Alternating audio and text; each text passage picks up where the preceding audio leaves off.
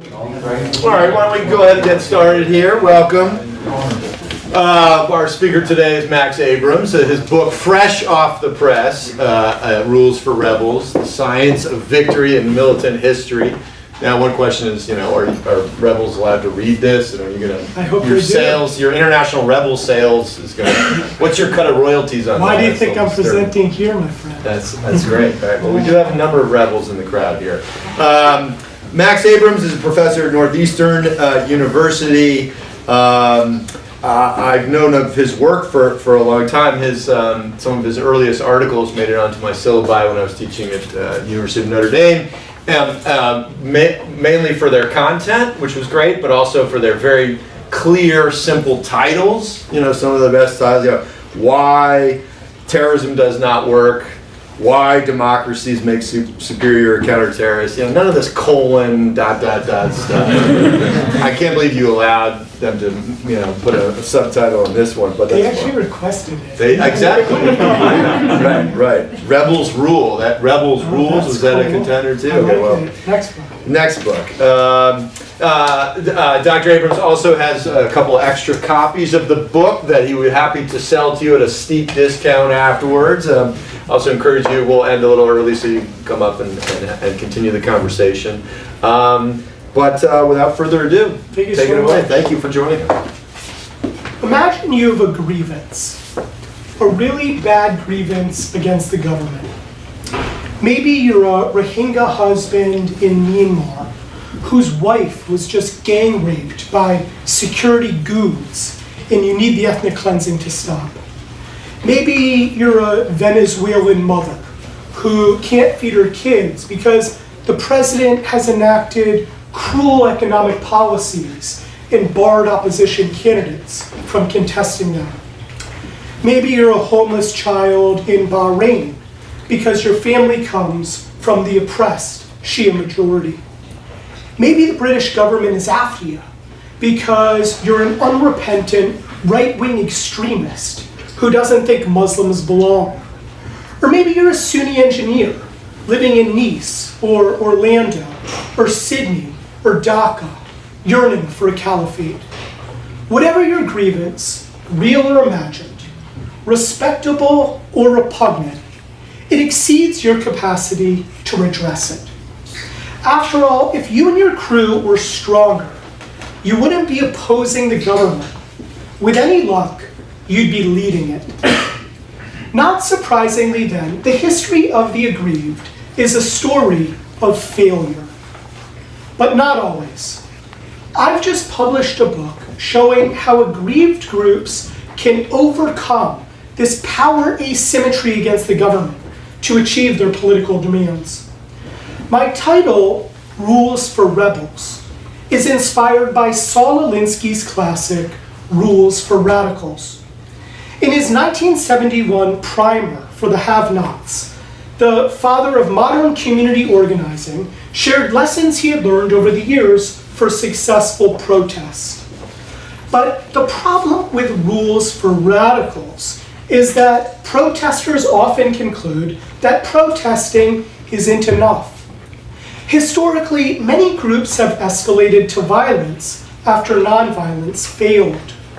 Michael Collins, for example, concluded in the early 20th century that the Brits would continue to ignore his pleas for Irish independence unless the revolutionaries escalated with violence.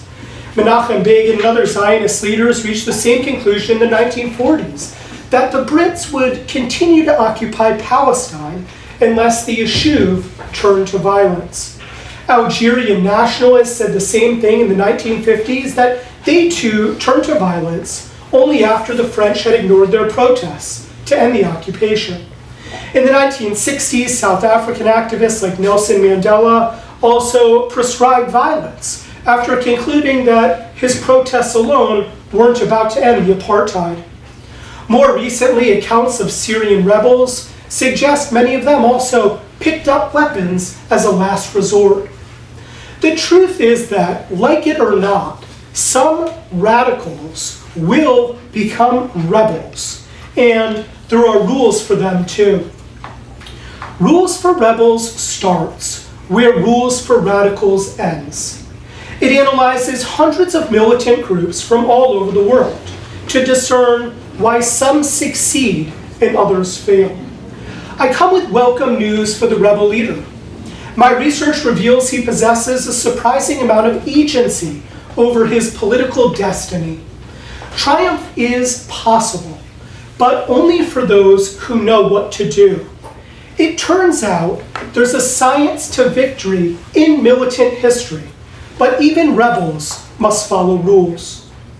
My rules for rebels may seem counterintuitive, but they're based on original insights from many academic disciplines, especially political science, psychology, criminology, economics, management, marketing, communications, sociology, and then tested with a bunch of different methodological approaches, from detailed qualitative case studies to large N regression analysis to content analysis to network analysis, even some survey experiments.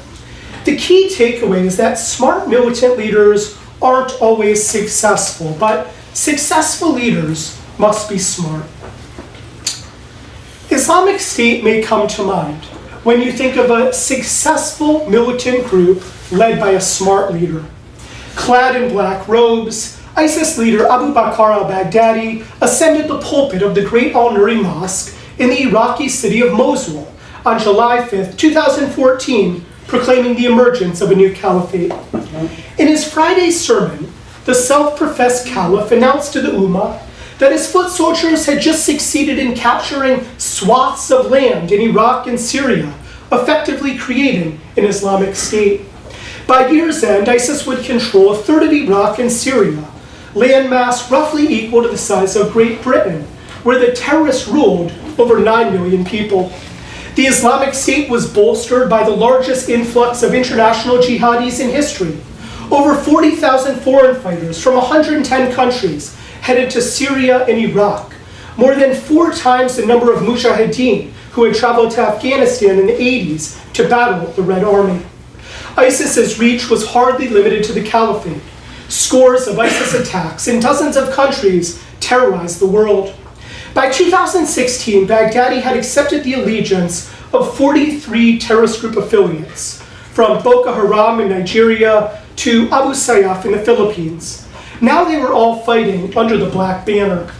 Not only did ISIS have territory and fighters, but it raked in over $1 billion a year in oil sales, taxes, smuggling, looting, and hostage taking. The international media was quick to crown Islamic State leaders as masterminds. In a story entitled "Military Skill and Terrorist Technique Fuel Success of ISIS," the New York Times gushed that the group's battlefield successes are due to the pedigree of its leadership. The story concluded, "These guys know the terrorism business inside and out." The Guardian credited ISIS's apparent feats to highly intelligent leaders calling the shots.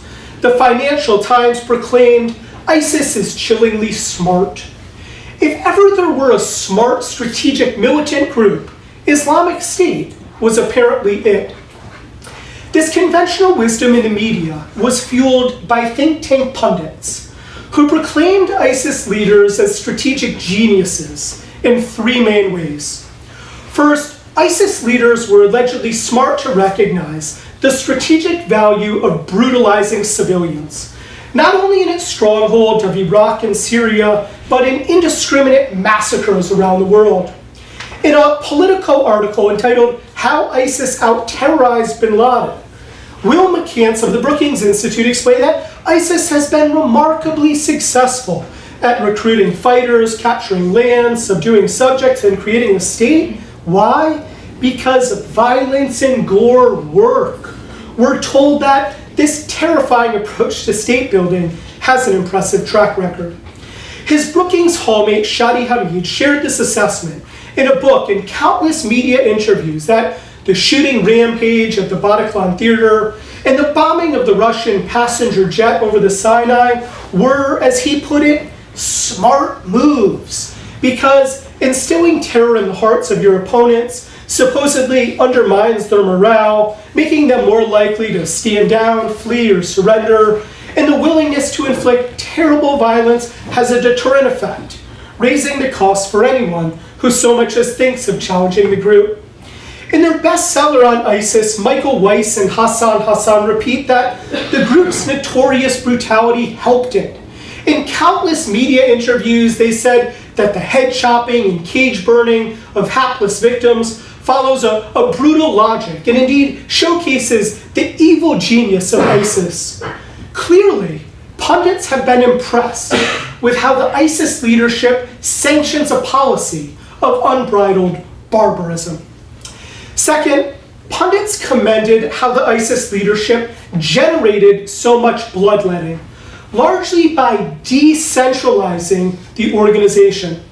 The ISIS leadership takes a hands-off approach, beckoning fanatics across the globe to butcher people of their choosing in the group's name. According to Clint Watts of the Foreign Policy Research Institute, the key to ISIS's gains is that the leadership recognizes the benefits of diffuse operational control, which grants extremists the autonomy to plot and plan locally. Peter Bergen of the New America Foundation also credited the apparent success of ISIS to its diffuse organizational structure. What empowers ISIS, he wrote for CNN.com, is it accepts all comers, encouraging fanatics across the globe to carry out attacks anywhere they'd like.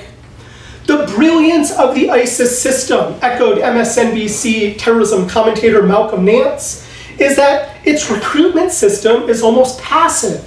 Baghdadi invites every nutcase to the global massacre. Baghdadi welcomes them all. The leaders could never have inflicted so much carnage on their own, but they were allegedly wise enough to expand the bloodbath by decentralizing ISIS operations and recruitment. Third, pundits applauded the ISIS strategy of broadcasting its misdeeds in lurid detail over social media platforms like Twitter and Facebook. ISIS has used social media to showcase its innovative sentencing styles, from beheadings with a knife to decapitation through explosive detonation cord to death by dragging, drowning, stoning, burial, immolation, roof chucking, and squashing, sometimes with a tank. Philip Smythe of the Washington Institute for Near East Policy affirms that ISIS succeeded by cultivating the perfect sociopathic image. Charlie Winter and Colin Clark of RAND agree that Islamic State's propaganda truly has been unmatched, not only in terms of quality, but in quantity too. Charles Lister of the Middle East Institute says that these jihadists in particular proved especially adept at managing their use of social media and the production of qualitatively superior video and imagery output. And yet, something unforeseen by these terrorism talking heads happened. ISIS's beloved caliphate died just as quickly as it had appeared.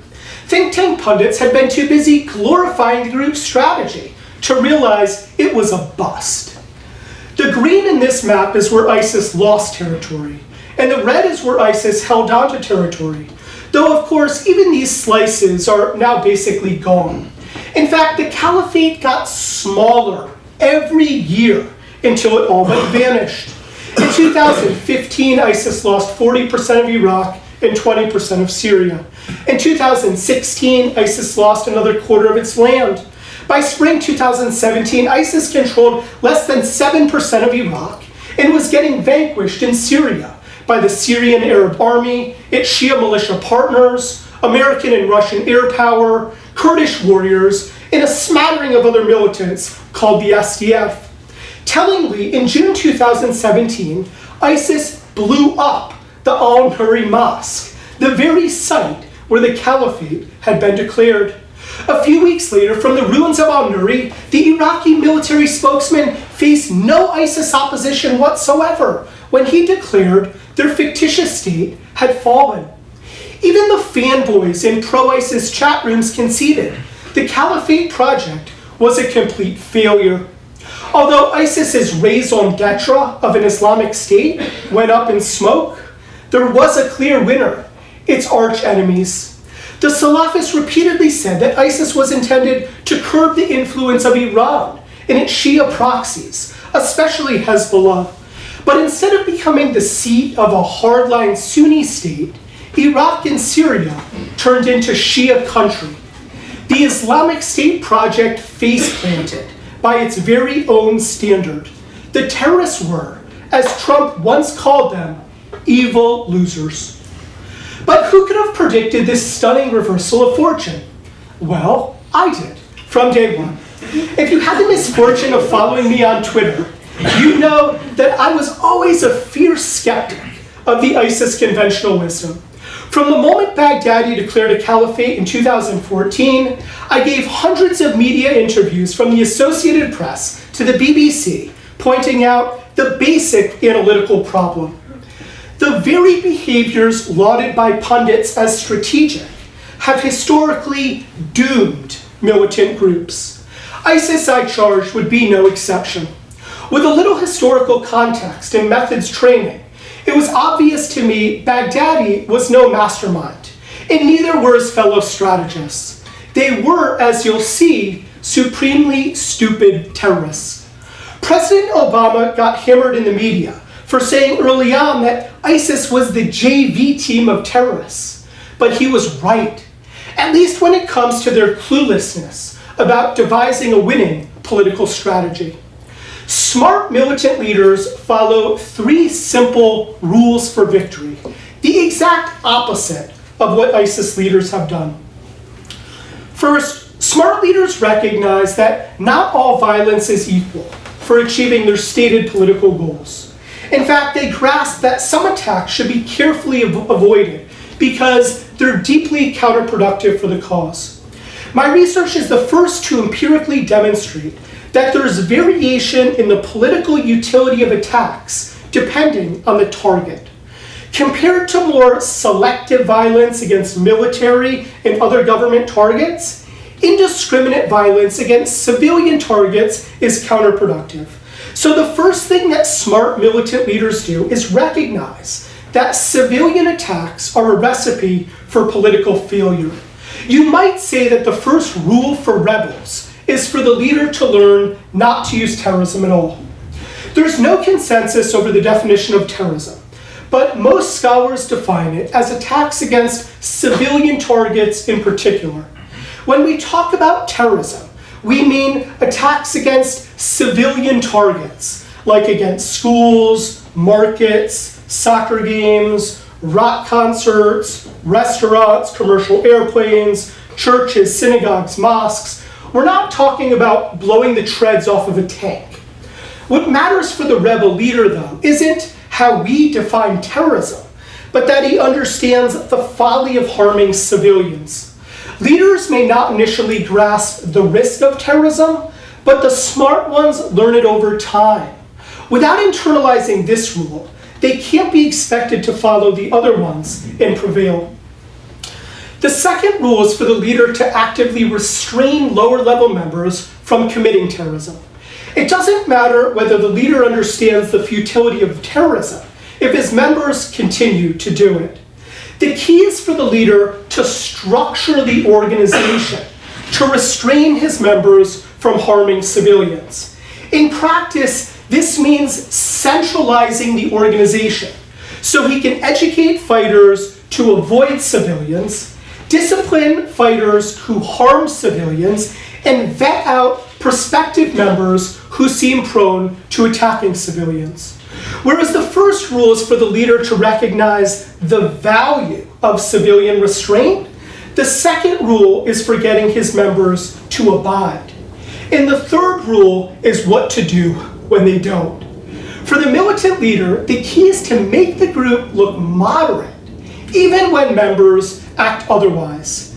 This means protecting the brand by denying organizational involvement, or at least intent, whenever wayward operatives harm civilians. These three simple rules for rebels, learning to win, restraining to win, and denying to win, are the secrets for victory. Long before ISIS inverted this playbook, smart militant leaders were following it. They're the ones nodding their heads from parliaments, not spikes.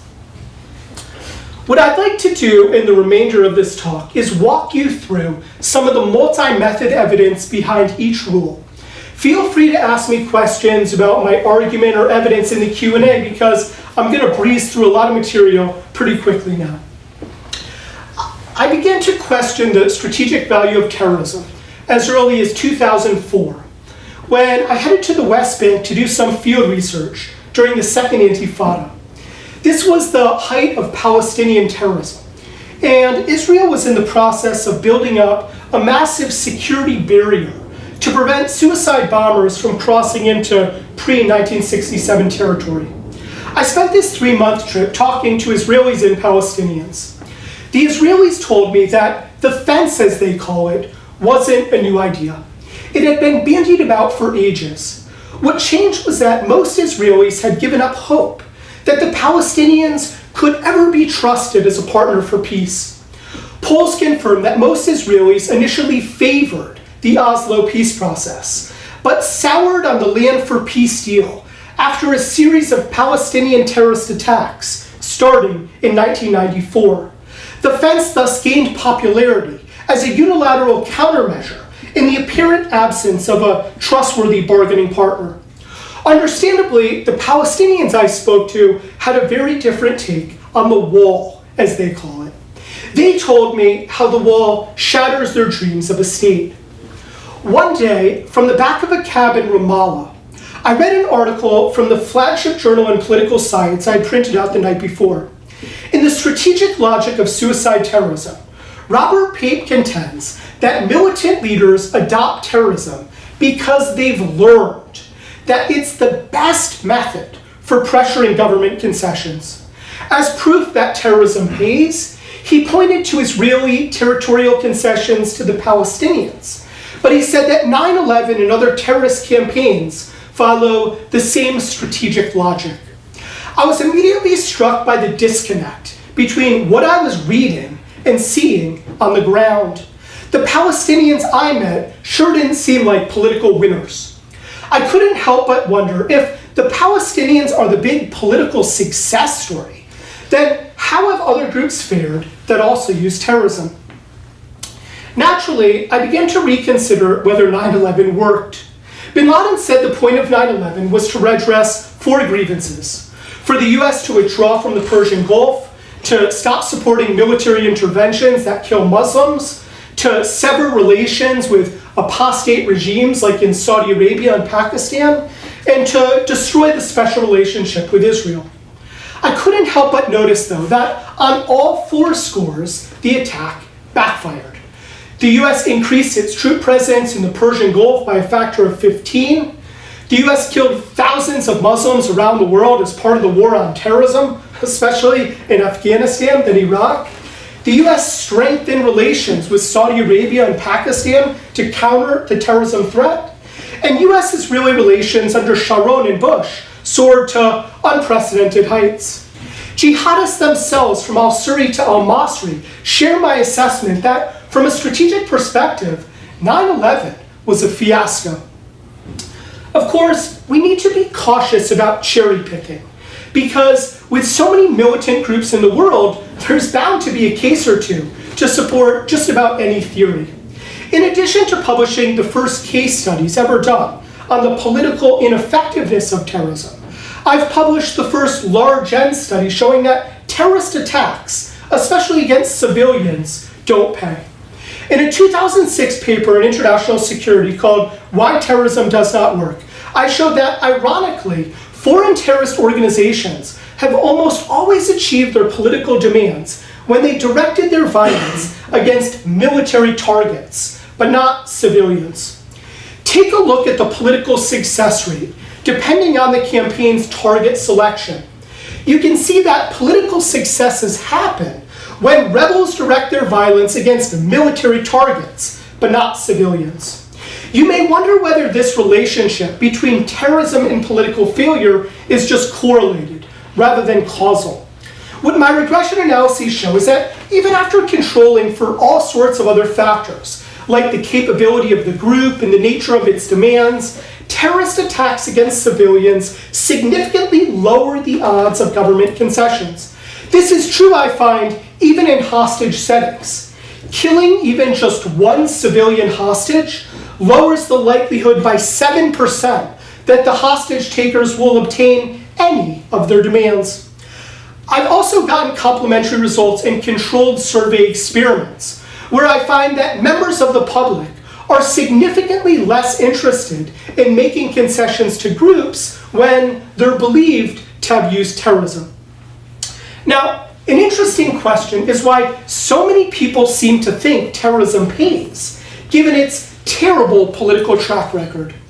I've coined the term terrorist lumpers to describe those who see every attack carried out by a militant group as terrorism.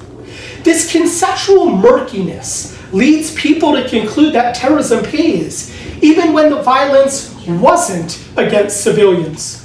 When scholars say that terrorism worked, they almost always point to the Irgun's success in pressuring the Brits from Palestine, or the ANC's success in forcing South Africa to end the apartheid, or Hezbollah's success in driving Israel and the US out of southern Lebanon, even though these campaigns were directed against government forces and not their civilians.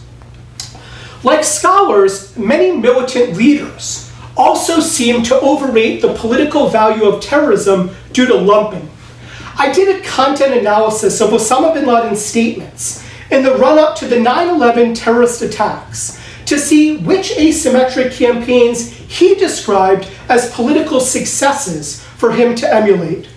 All 65 campaigns invoked are guerrilla, not terrorist, in the sense that they were directed against government forces and not their civilians. Now, some of you might be wondering, well, what about groups that only care about their own survival, rather than achieving their stated political goals? Well, even if we treat organizational survival, rather than concessions, as the dependent variable, then terrorism is still a losing tactic. That's because terrorism reduces human capital, the backbone of all organizations. Within sociology, organizational ecologists have found that the key determinant of groups dying out is the so-called liability of smallness. The fewer the members of a group, the greater the chances it won't survive. I find that when militant groups attack civilians, governments are over twice as likely to use repression against the group, and over 4 times as likely to use violence against the group. So not only does attacking civilians result in the deaths of organization members, but the dangers of participation dissuade many prospective members from ever joining. Furthermore, the moral repugnance of killing civilians erodes local and international support, essential for both political and organizational success. Just ask members of the Patriot movement what happened to their support, or IRA supporters after Pira blew up a shopping center in the 90s, or Egyptian Islamists after the Luxor massacre, or the GIA after destroying Algeria, or AQI after massacring Iraq. Most political scientists will tell you that militant groups commit terrorism because they're weak. What I find, though, is that weaker groups are actually no more likely to use terrorism. A much better predictor of terrorism is whether the leader tells his members to do it. I find that militant groups are over 50 times more likely to commit terrorism when the leader tells his members to attack civilians. ISIS, Boko Haram, and other savage groups, they've been leading perpetrators of terrorism, not because they're somehow weak, but because the members were following orders. Luckily, many militant leaders, like of Algerian groups and Palestinian groups, and even Al-Qaeda Central, admit that they've learned over time the perils of attacking civilians. We can observe this learning process indirectly by the negative statistical relationship between the age of militant groups and their propensity to attack civilians. Over time, I find that militant groups become more blood-shy as leaders learn it doesn't pay. Of course, the targeting choices of militant groups aren't a perfect reflection of the leader's preferences. Even when the leader learns the costs of terrorism, he must still prevent his fighters from doing it, bringing us to rule number 2. For many reasons, it's hard for leaders to prevent their fighters from attacking civilians. Lower level members of the group tend to be less educated, so they're even less likely than the leader to have read about the dangers of civilian attacks. And lower level members tend to be younger, so they're also less likely to have learned this lesson firsthand. Many militants, they don't even know about or care about the political platform of the group. Instead, they participate for the social solidarity, the camaraderie, the adventure, or just out of boredom. On top of all that, lower level members have stronger personal incentives to harm civilians. Like in gangs, they sometimes commit violence to gain stature among their peers, whereas the senior leadership is already at the organizational apex. To cultivate task cohesion, as it's known in management, smart militant leaders centralize the organization so we can educate fighters to steer clear of civilians, punish the fighters who harm civilians, and weed out prospective members who seem inclined to attack civilians. This chart depicts the predicted probabilities of which militant groups will attack civilians. When the leader is smart enough to oppose terrorism and centralize the group, his members attack civilians only 15% of the time. This might seem like a high likelihood of terrorism until you consider it's about half as likely as when the leader tells members in a decentralized group not to do it. Of course, it's also much, much lower than when the leader tells his members to attack civilians. Groups are basically guaranteed to commit terrorism when the leader favors this tactic and decentralizes the group, leaving tactical discretion up to the rank and file. Similarly, I find that the further fighters mount operations away from the leader, the greater the chances that they'll attack civilians. Operatives are about twice as likely to commit terrorism when they engage in international violence and cross-border insurgency. If my theory is correct, you'd also expect members of affiliates to be even more prone to terrorism than in the parent group because they're even more decentralized from the senior leadership.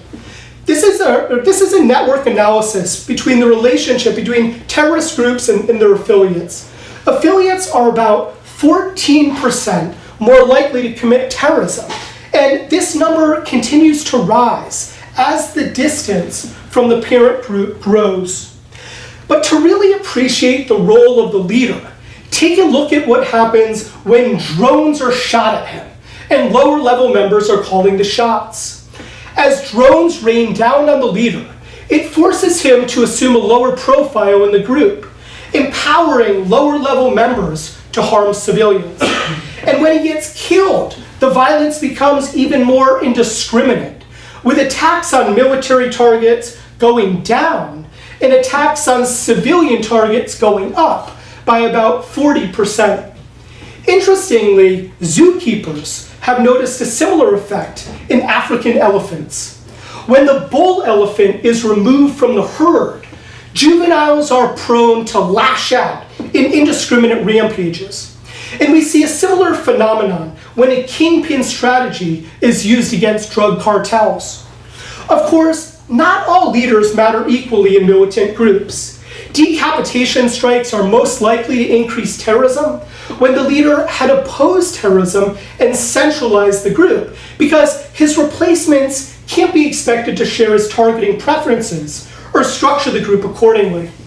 As we've seen, the only kind of group that invariably commits terrorism is when the leader supports terrorism in a decentralized group. This is the only kind of group that won't attack more civilians when the leader has been taken out. Such leaders never understood the dangers of indiscriminate violence, nor built the organization to limit it. This kind of leader is so incompetent that his death has no impact whatsoever on the group's performance. An example is Baghdadi. Many people have wanted him dead, but it wouldn't have changed the tactical choices of the group because he never learned the costs of terrorism, nor structure the organization to restrain it. Baghdadi, as you'll see, violated the third and final rule as well. Even in the best-run groups, some militants will still occasionally attack civilians due to ignorance, personal incentives, or just bad luck. As we've seen, civilians are still struck about 15% of the time, even when the leader was smart enough to oppose terrorism and centralize the group to limit it. This means that almost all militant leaders will at some point face a PR disaster when civilians have been harmed. What the leader should do then is brand the organization as moderate, even when members act otherwise. In practice, this means denying the terrorist attacks.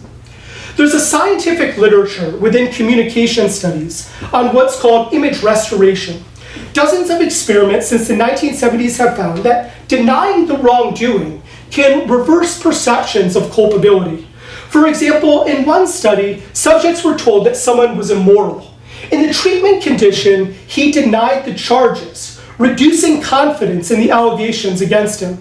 Successful militant groups likewise engage in what I call denial of organizational involvement, or DOI. When members of the Animal Liberation Front or Hezbollah kill civilians, the leaders simply deny organizational responsibility. Even the leaders of some rather extreme groups like the Taliban reluctantly claim civilian attacks. I've analyzed the credit claiming rates of every militant group in the world, according to the Global Terrorism Database. And even after controlling for about a dozen factors, an attack against a civilian target reduces the odds of the leader claiming credit by 41%. And as the group gets older, as it matures, and the leader gains experience, he becomes even less likely to claim civilian attacks. Of course, some leaders like Zarqawi and Baghdadi never learned the value of moderate branding. Their groups claimed all of the carnage, uniting the world against them. Denial of organizational involvement isn't always a realistic option, though. Sometimes groups are caught red-handed. What smart militant leaders do then isn't DOI, but what I call DPI, or denial of principal intent. With DPI, the leader acknowledges that his members committed the attack, but denies it reflects the mission of the group. Luckily for rebels, there's a science to DPI, as with DOI. Social psychologists have identified several accounts for people to restore their image when an offense has undeniably been committed. The most well-known account strategy is an apology, which is an expression of remorse. Another standard account is to pin the blame on others by scapegoating them. Taking corrective action is another signal of goodwill, such as by publicly punishing the transgressors. Justification lessens the reputational fallout by redefining the offense as less severe than it might seem. And a final account strategy is known as bolstering, where the offender tries to refocus attention away from the misconduct to more popular behaviors. These accounts may seem really cheesy, but experiments show that they work at image restoration, and that's why business executives practice them all the time. For example, in 2003, Cadbury ran into a huge PR crisis when several of its chocolate bars in Mumbai got infested with worms. At first, the CEO tried to deny the charges, but as more cases surfaced, he issued an apology, blamed the worms on poor storage at retail stores, developed worm-proof packaging, justified the mishap by noting that just a minuscule portion of chocolate bars were infected, and bolstered the company's reputation by pointing to its job creation. Successful militant groups also employ these accounts. When organizational culpability is undeniable, the leaders of the ANC, Al-Aqsa Martyr Brigades, IRA, even Nusra and the Taliban, they say, "We're sorry civilians were harmed." They blame the attacks on rogue operatives. they publicly punish them. And they try to show that the group commits less carnage than you might think. This final chart compares the target selection of militant groups to the attacks featured in their propaganda videos. Even some rather extreme groups like Al-Qaeda in the Maghreb and Al-Shabaab feature in their videos significantly less civilian violence than what their members actually carry out. By contrast, the leaders of super extreme groups like AQI and ISIS, they do the opposite by not only claiming credit for all of the carnage, but then boasting about it over social media, which only mobilizes the world to pummel them. The conventional wisdom has been that the key to combating ISIS is to shut down its violent accounts on social media platforms like Twitter and Facebook. But Twitter and Facebook should be thanked, not condemned, for exposing the group's evil face and thereby ensuring the demise of the caliphate. Thank you very much.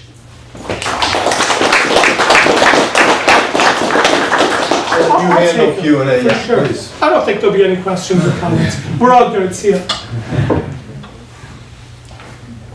Please. Great presentation. Thank you for coming. I'm wondering if you found a difference in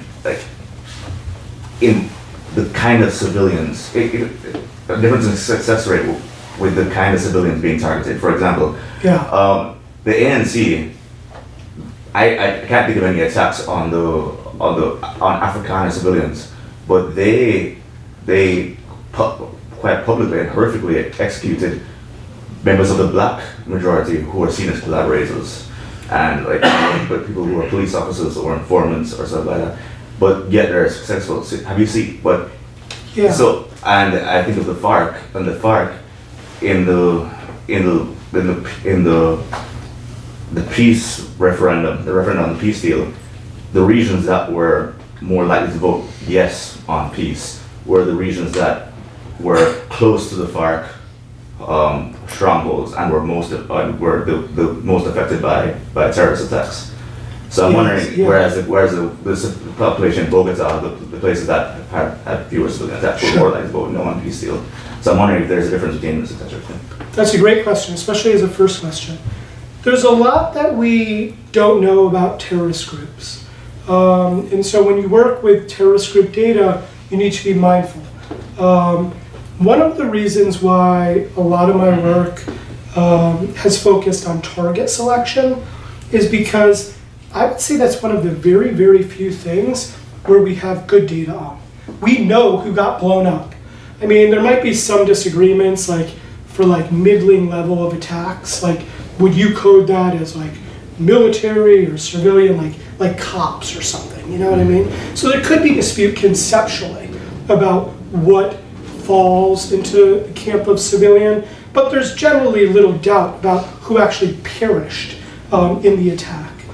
I do not, I'm not a big sort of data collector guy of original data. Most people in the field think that's a bad thing. They think it's great when people collect their own data. Personally, and in some ways it is, because you can run all sorts of tests that you might not otherwise be able to do. But one of the disadvantages of collecting your own data is I'm always really skeptical. Well, maybe, I don't know, it's their data, they have a thesis, they have their data. So my data, I tend to take it off the shelf. And so I think in a way that's preferable. Most of my data, at least in this one sense, in the sense that you can retest it if you want. It's publicly available data that I had nothing to do with in terms of the data collection. If you look into the GTD, the targeting data is its best data.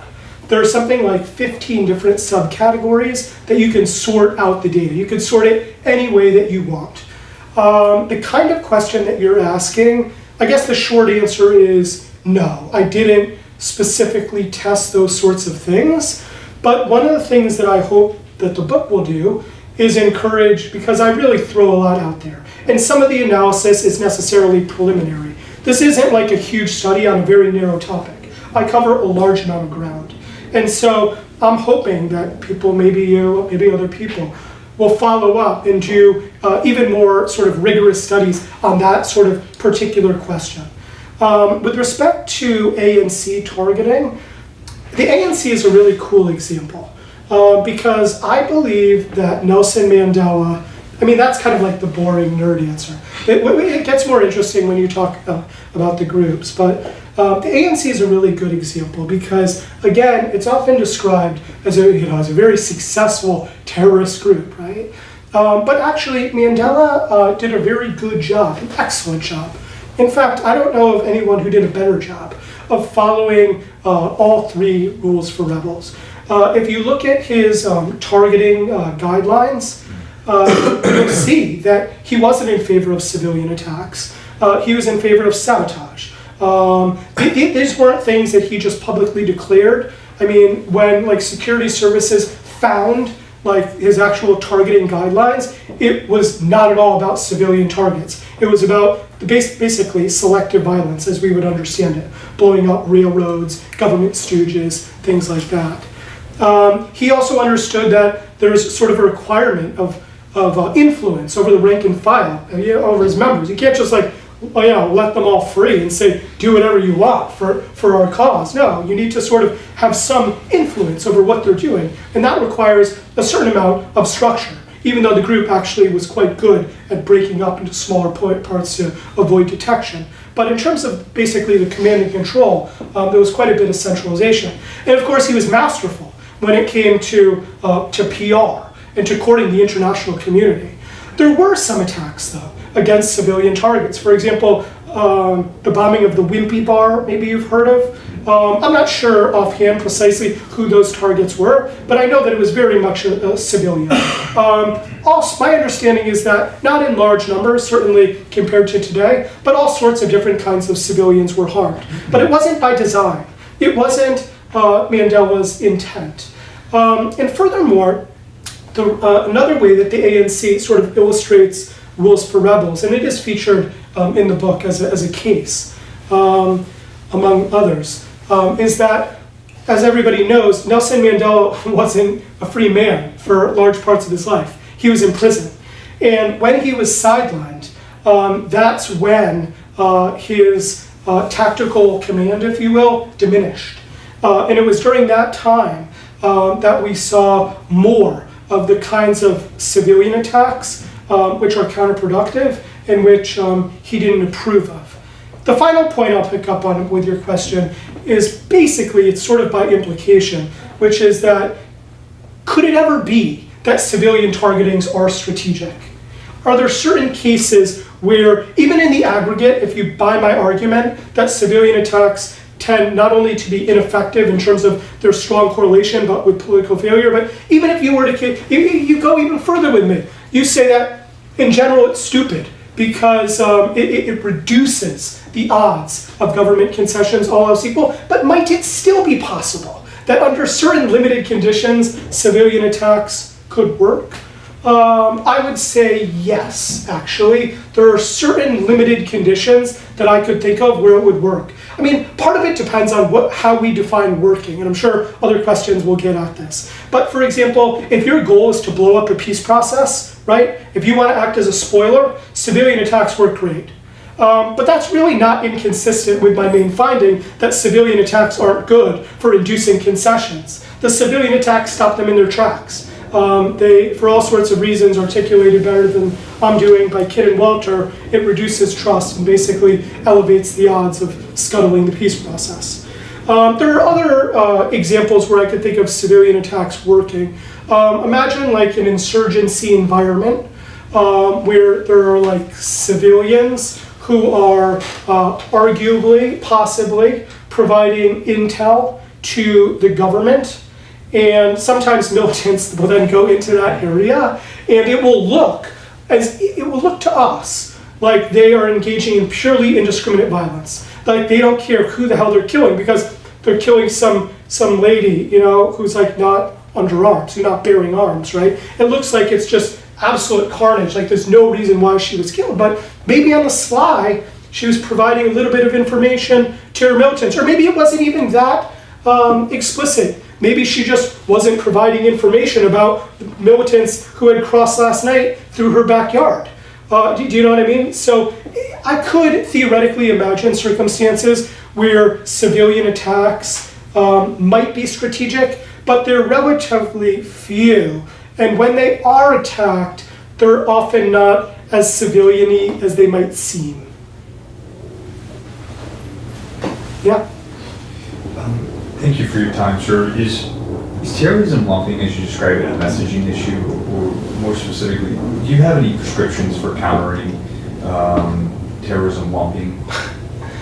Man, I've been trying. I don't know. I think that we need to be, as academics, what can we do? We can point this out, that actually terrorism means something. And we could really, it really is not just some nerd exercise. It is important that we have some consensus about what we're talking about when we talk about terrorism, you know? I mean, I'm in the prediction business. We need to have somewhat similar units of analysis to do any real sort of prediction. So I think that but even academics haven't done a good job with this. It's very, very slippery as to what they describe as terrorism, but especially once they start talking about efficacy, you'll really see the slippage, where they tend to be describing basically guerrilla campaigns against military targets, not civilian ones. So for academics, we just need to do better at being precise. When it comes, however, to the real world, if you will, when it comes to governments, we're going to have less success. As much as academics may disagree over the definition of terrorism, academics are much, much more united around that term, especially like political scientists in the West, than governments around the world. And that's by design. Governments use the word terrorism instrumentally to further their own political goals. So you will see that authoritarian governments, I think this is true of every single authoritarian government in the world that I can think of, they use the terrorism term very, very loosely. You might be some kind of a nonviolent civil resistance, dissident in Egypt, and you run the risk of being called a terrorist. In China, for example, you could be a Uyghur. You don't need to be, blowing up civilians to be called a terrorist, right? So particularly authoritarian governments use the term very, very loosely. However, even the US government uses it pretty loosely. I mean, look at how slippery it's been in terms of designating Turkish fighters as terrorists. For a long time, the US was clear that the PKK were terrorists, and they were. They were non-state actors blowing up lots of civilian targets for a Kurdish state, for a political goal. But then the Kurds became much more useful to us, right? They became known as the YPG. And then after that, the SDF mixed in with some other groups. And so we weren't, the US government certainly wasn't labeling the YPG or the SDF terrorists, because we were actively backing them. And you can't label them as terrorists on the FTO list and be, working with them, in mutual operations. So and now, I don't know, I hope I didn't offend anybody here. I don't want to suggest that I believe that the PKK, is my disclaimer, is the exact same thing as the YPG or is the exact same thing as the SDF. I understand that they are different, but there is some overlap, I think most people would concede, in terms of their members and in terms of their history and in terms of their ideological endgame. So I think that we will have a tougher time arriving at any sort of consensus, especially when it comes to governments. So rebels that follow your rules and don't use terrorism, what % of them are successful? And are there any rebels that do use terrorism and have been successful? So for example, like drug cartels in Latin America, could that be an example of targeting civilians, or is it the kind of thing where it seems indiscriminate from our perspective, but it actually is much more targeted? Say the second part. Let me just take it one at a time. That's a really good question. Which rebel groups, or which groups, if you will, followed the rules pretty well, but still failed? I don't know if you guys would all. I use the term rebel really loosely in the group in this thing. You can call them militant groups if you want. Maybe like the IRA. The IRA, especially at the leadership level, came to understand that civilian attacks were not helpful, and they were actually pretty They were pretty centralized in terms of who they admitted into the group. They could have allowed more people in. For example, in times of like really high emotions, there were sometimes people who wanted to sign up to be part of the group. But my understanding is that the leadership was like, just slow down, wait until like you have a cool head before making this decision. The IRA also did a lot of the stuff in Rule 3, like apologizing for civilian attacks. Punishing those who engaged in civilian attacks, basically being mindful of the perception of internationally as well as frankly locally. So that would be an example. But there are many more examples. There's basically a bias with the data in terms of knowing about successes.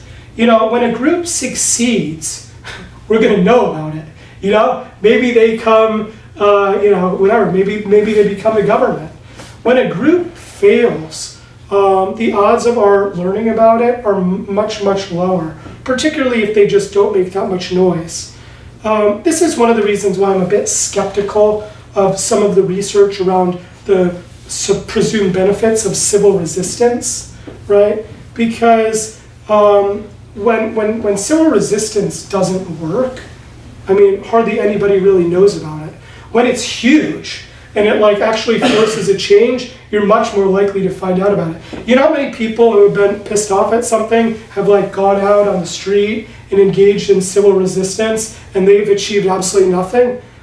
Literally countless numbers. With violence, it's a little bit less of a selection issue, because if it bleeds, it leads, If somebody uses violence, regardless of whether it's successful, we're more likely to know. And yet still, within world history, there must be literally, again, countless groups that follow these rebels, basically achieve nothing, and they never even made it into the history books.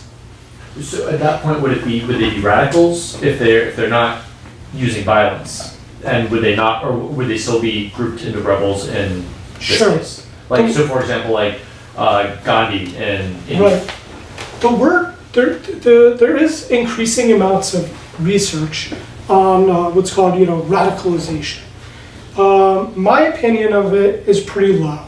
I think it tends not to be the best kind of research.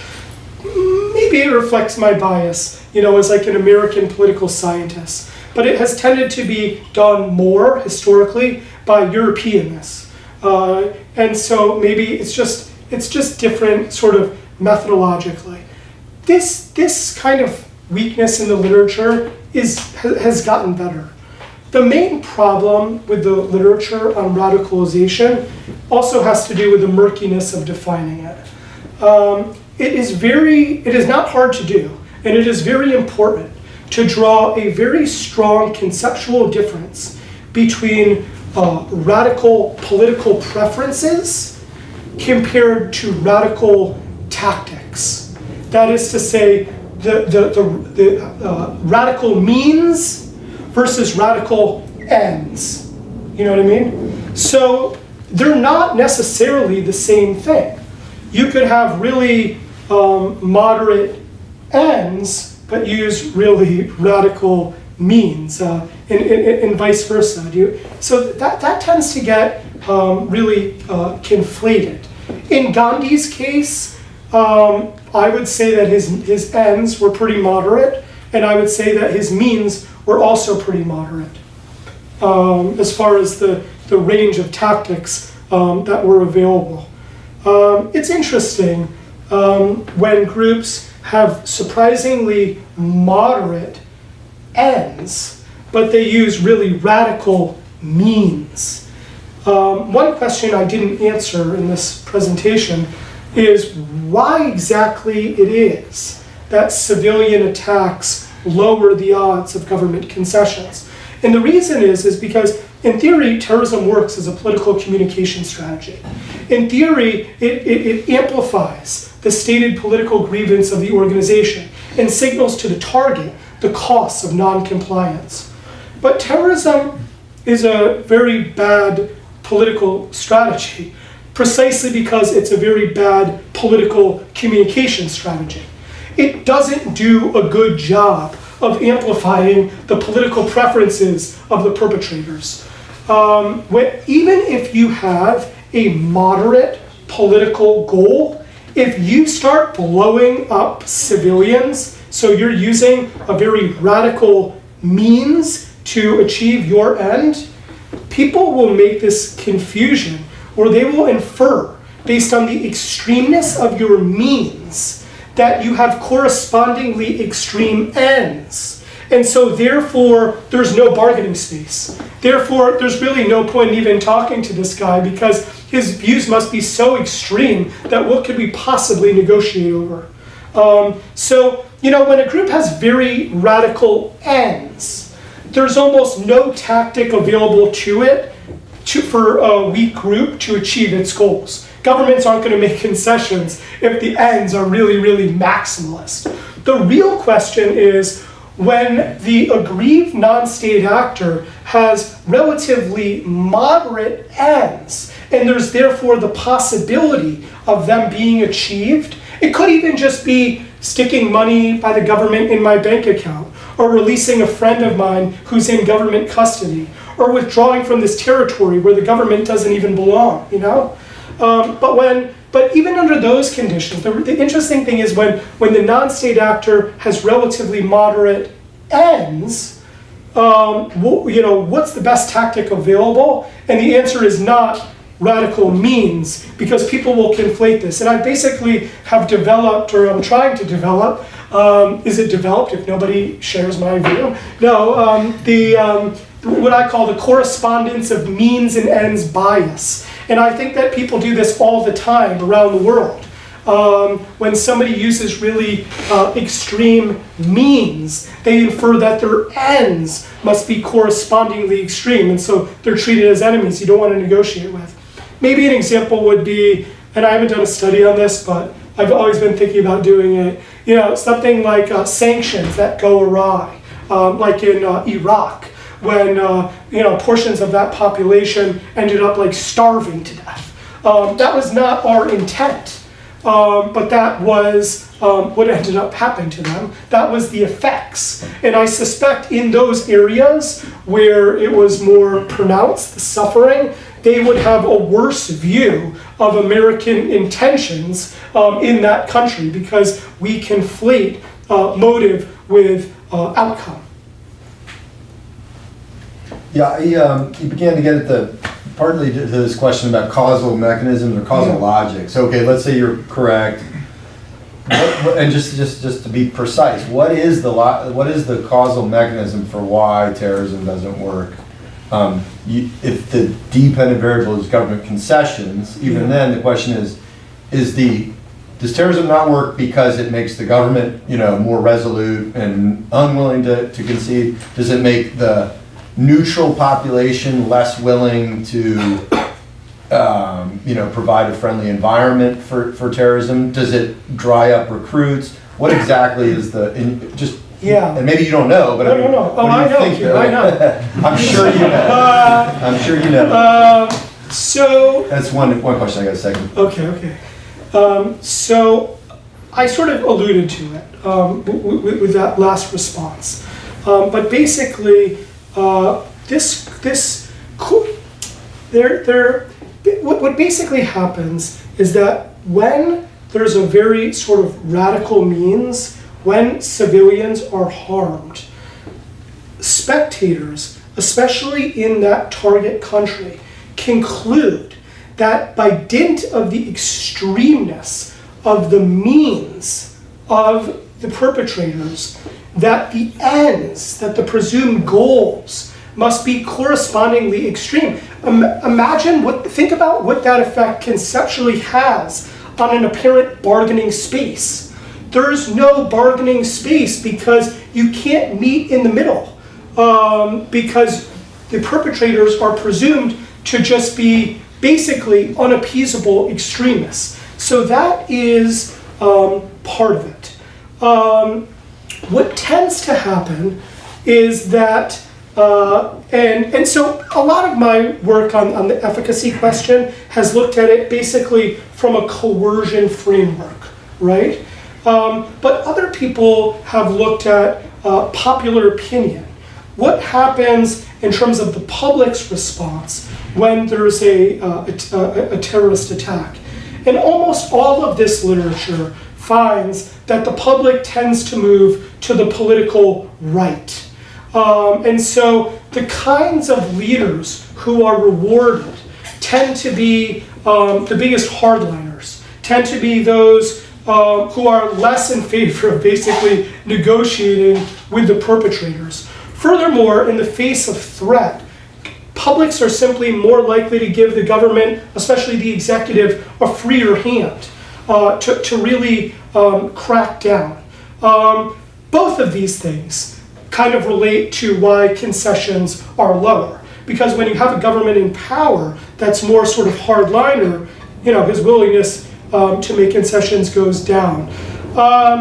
Terrorism data is not of equal quality all over the world. One place where terrorism data is very, very good, probably for better or worse, probably for worse, is in Israel. Israel has a lot of terrorism data.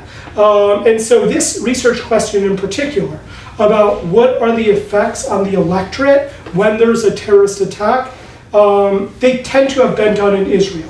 But you could also see them you could also see a similar phenomenon in the United States. Look at, George W. Bush was already in power when 9/11 happened, of course, but his approval rating shot up from the 40s to like 90 or something crazy like that. Democrats are the ones that fear, like an October surprise when it comes to a terrorist attack. I remember, this is also even true at an even more sort of fine-grained level when you look within the party itself. During the last presidential campaign, Republicans were campaigning at a time when there was quite a bit of anxiety around terrorism in the United States. For example, after the Paris attacks, the Bataclan attacks, right after that was the San Bernardino attacks, and people like Trump benefited more than people like Paul. Paul fell out right after. And I think part of it was because he didn't have like a strong message in the face of the terrorism threat. And we see this even within the Democratic Party. There was supposed to be some sort of a debate between Bernie Sanders and Hillary Clinton about some sort of a social, domestic issue. Maybe it was healthcare, but there was all sorts of like terrorism going on. I think it was right after San Bernardino. And so the network, say it was like CBS, whatever it was, who was hosting the event, they said, actually, our viewers right now are really interested in terrorism. Let's do it on that and not about like healthcare. And Bernie Sanders was like, that's totally unfair to me. And Hillary Clinton was like, that's fine with me. Because she's, much more hawkish than Bernie Sanders. So we can see this mechanism in other people's studies, as well as sort of anecdotally in our country and other countries. So in addition to the DV, to the dependent variable of government concessions, I also try to look at basically the survival of the organization. Do terrorist attacks help in that capacity? And it should be pointed out that that's kind of doing something a little bit extra, because in theory, terrorist groups should be using terrorism in the service of their political goals. That is like a common understanding of terrorism. So it really makes sense to focus primarily on whether it works in the sense as being a political tool. After all, that's what it's supposed to be. However, we all know that all organizations value not only their stated mission, but also themselves, right? And so they want to stay around longer. And so I also look at the relationship between terrorist attacks and organizational longevity. And I find that civilian targeting actually expedites the demise of organizations. So even if your goal is just to stick around, even if you don't particularly care for your stated political platform, it's still stupid to attack civilian targets. And that's because basically longevity is correlated with support. The more support you have, the more longevity your organization has. My teacher at UCLA was a guy named James DiNardo, and he wrote a book called Power of Numbers, very good book about militant groups. And so all else equal, the more members of a group, the stronger it is, the more it's staying power. When you attack civilian targets, for all sorts of reasons, it actually erodes your support. So it erodes your support internationally. It makes you look too extreme. I mean, the US was supporting the rebels, but it became in Syria, but it became harder to do once it became clear that actually the Al-Qaeda affiliate Nusra had a dominant hand among these rebels. You know, we didn't want to be, you know, implicated with them. You know, even a country like Turkey, Turkey to this day is happier to support the rebels in like Afrin, for example, in terms of supporting the Free Syrian Army. But you know, if the FSA just openly started blowing up civilian targets and bragging about it, Jihadi John style, it would be a lot harder for Turkey to support the FSA. I believe, this is really going to maybe upset some people, that Turkey, you know, not only had a de facto effect of helping ISIS, but actually was a little bit wink-wink in terms of helping ISIS, especially in the beginning, in terms of allowing foreign fighters to knowingly cross from Turkey into the caliphate in order to unseat Assad, which was seen by Turkey as a bigger threat than even sort of the most radical elements of the opposition. However, Turkey didn't, you know, sort of brag about this, and it basically became a source of embarrassment. The Russians teased the Turks about how they would admit, you know, and basically also provided some photographic evidence of foreign fighters coming in. And all of that made it harder for Turkey to support. So external support is definitely related to extreme tactics. The more extreme the group's tactics, the harder it is to offer external support. But also on a very local level too. That's a very important, perhaps even more important element of support. Guess what? The local population doesn't like to be targeted. And so groups like ISIS never had local support in the way that the more moderate groups did. The Free Syrian Army was always way popular, and all of the literally hundreds of groups in between. The more moderate they were, in general, the more support they had. The media really screwed up. If you read this book, I call out a lot of people in it for really sort of overemphasizing the ISIS threat. By the very metric sort of that it was extolling ISIS for being successful in terms of the number of supporters that it had, in terms of the territory that it controlled. By those very metrics that these pundits and the media used to use to laud ISIS as strategic, ISIS is doing much, much worse than the more moderate groups. You look at like Idlib or Afrin or Aleppo, you look at these militant groups, what's it called, the National Front for Liberation. I don't know why they don't call it the National Liberation Front. You know, there are actually tens of thousands of members in that group. HTS, which is more extreme, also has tens of thousands of members. You can, and land, they control territory. You compare that to what's going on in Raqqa, I think you could probably run around Raqqa and not find any ISIS guys, but I wouldn't try. So support is another really big component, especially when we're talking about sort of the health of the organizational unit beyond its political rules. Right. So first of all, thank you for coming and talking to us here. So my question is about, like, you mentioned that over time, like, the staying power of a militant group is not helped by using terrorist tactics.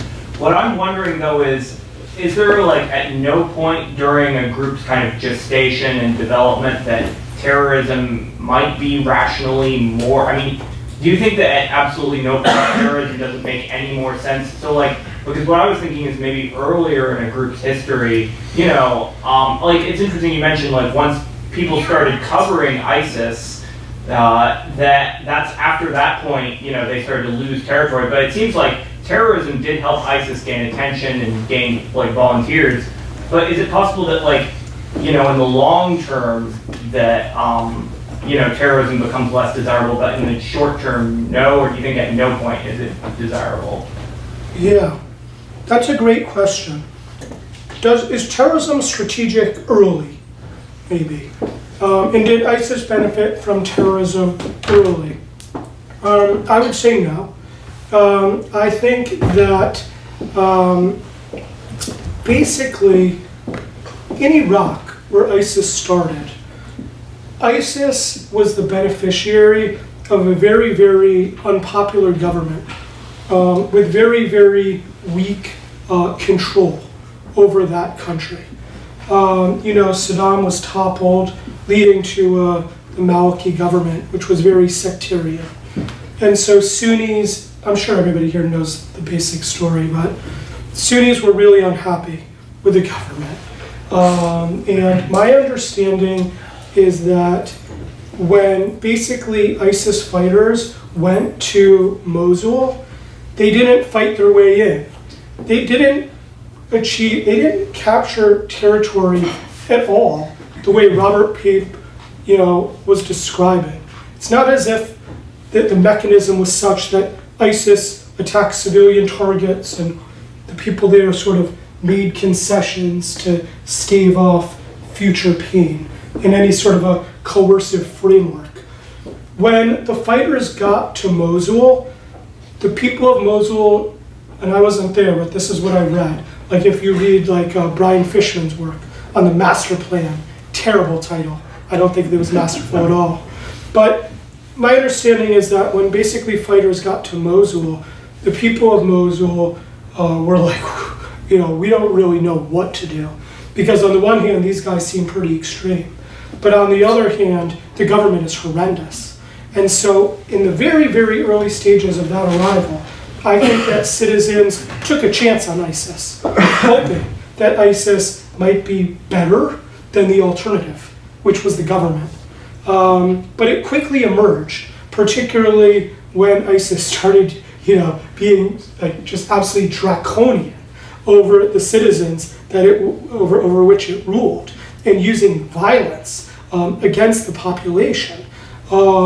That maybe, you know, maybe that was a bad decision in retrospect. So ISIS's gains were not due to terrorism coercing concessions. Then ISIS went on and basically set up shop in the desert, you know? A lot of where ISIS was based was in ungoverned territory.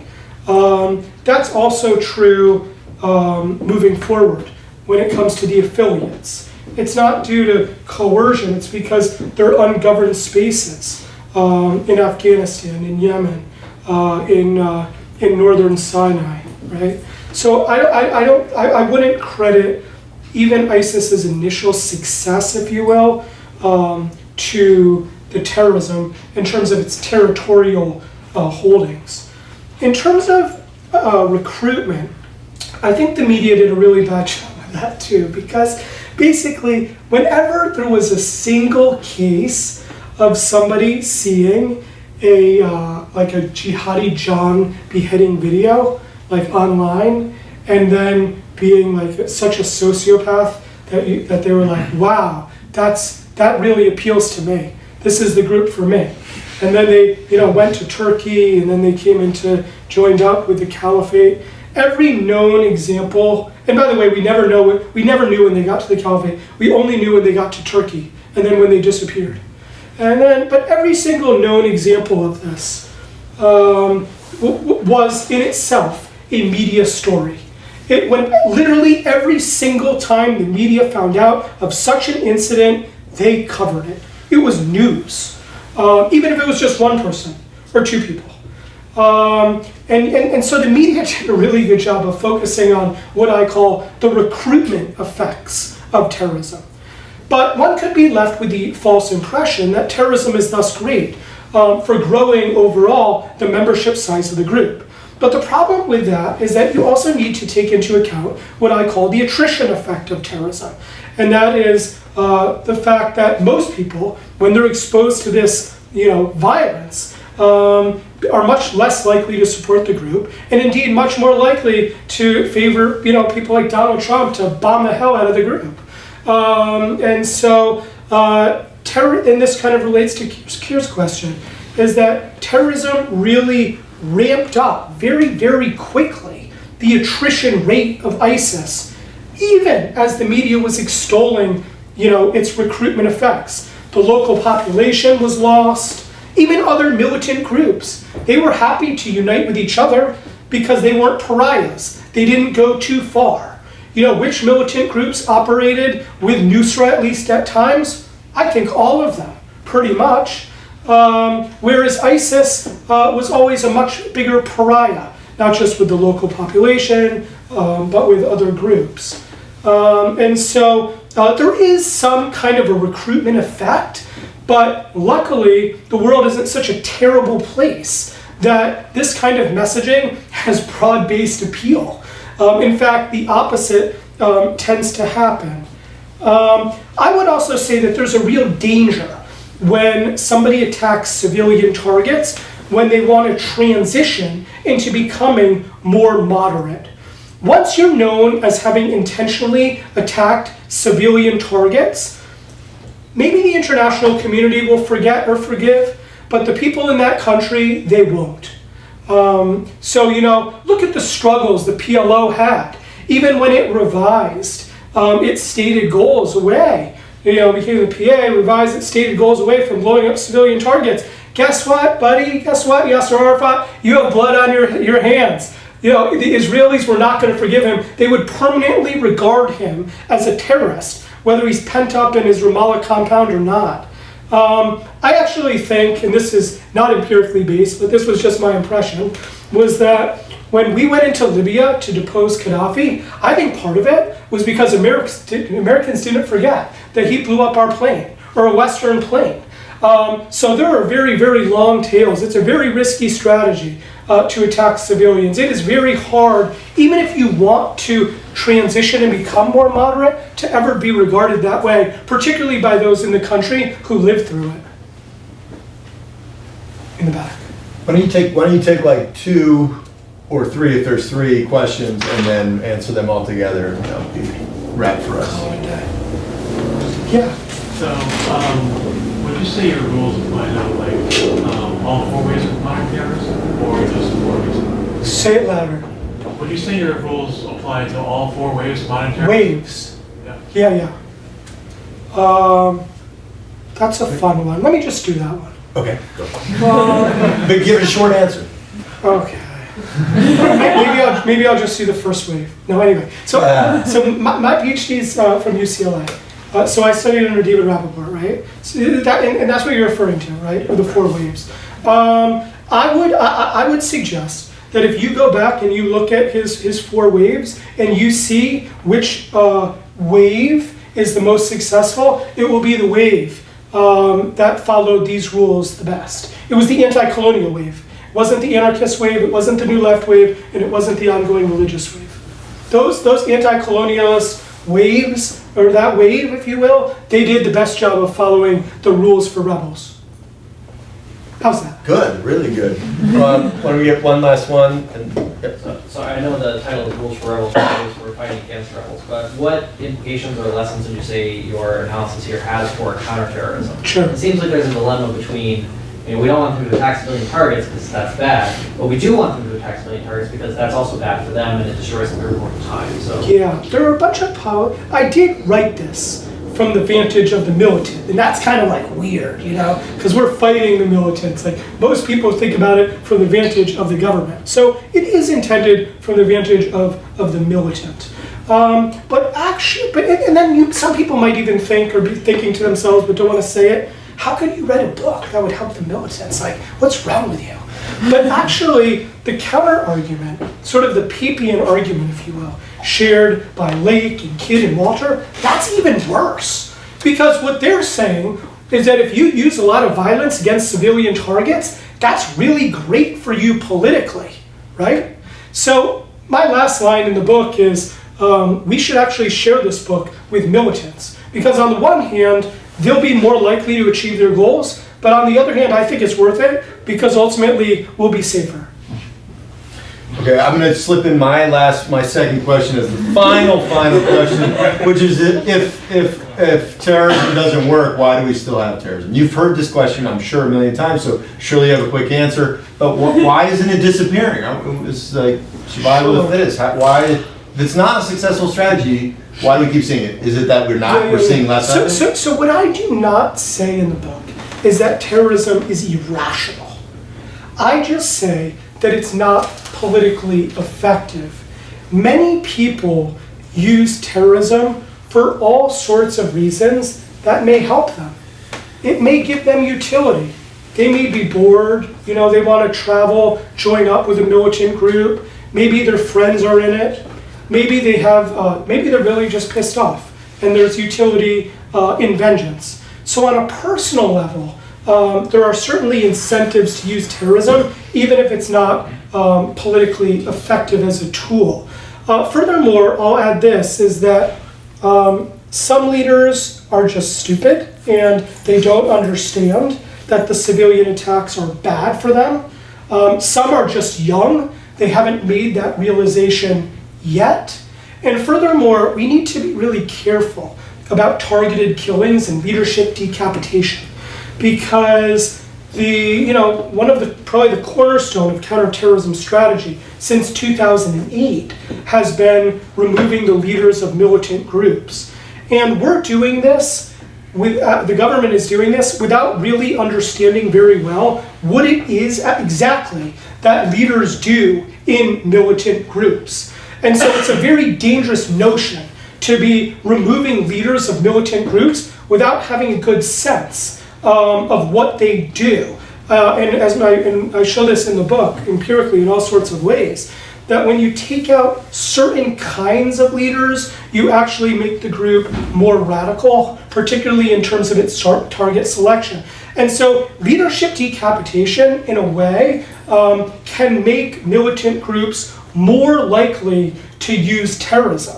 I believe that was the case during the Second Intifada with the Al-Aqsa martyrs. Their leadership was saying, don't attack civilians. The IDF was continuously attriting their leaders, empowering low-level members to basically attack anything. And I also think that we're doing that with the Taliban. The average age of a Taliban guy is just way, way younger than it used to be. At the very highest level, the leadership actually says, don't attack civilian targets, but they have this huge principal agency problem that the government is contributing to by taking out leaders who in general tend to be more restrained than the rank and file. So governments interfere with basically this natural learning process. Okay, well maybe they're clever though, maybe they're trying to promote attacks on civilians so that the movement will fail, right, and prove your book right. On that note, thank you for joining us.